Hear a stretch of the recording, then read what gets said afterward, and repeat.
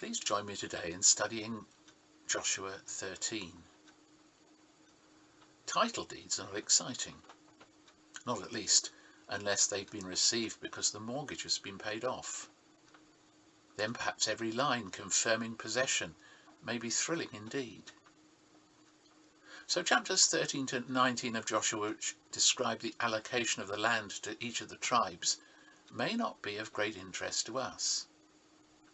But to those who were receiving the inheritance promised for hundreds of years, it was a very different story.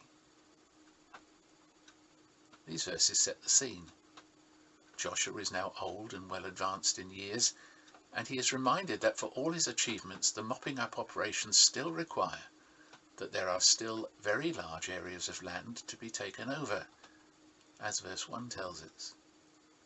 This is specified in the following verses, and the implication clearly is that others must complete the task he has begun. There is, however, a reminder and encouragement of what Joshua himself had experienced.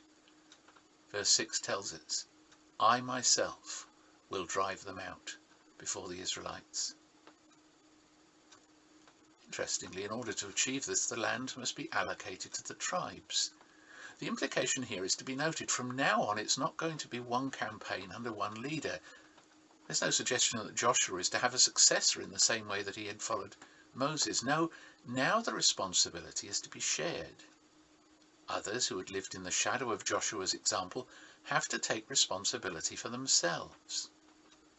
Meanwhile, as ever, Joshua is to act as I have instructed you, we're told in verse 6. And so the title deed begins. Yet the list here is different from the one that follows. Here we're given an account of the allocation of the other half-tribe of Manasseh, the Reubenites and the Gadites. The significant difference is that these had already received the inheritance that Moses had given them. And this is repeatedly emphasized. Moses had defeated them and taken over the land, we're told in verse 12. And a similar chorus seems to resound throughout the remainder of the chapter in verses 13, 24, 29 and 32. They had been allocated out to each family, clan by clan, as verses 23, 28 and 31 remind us.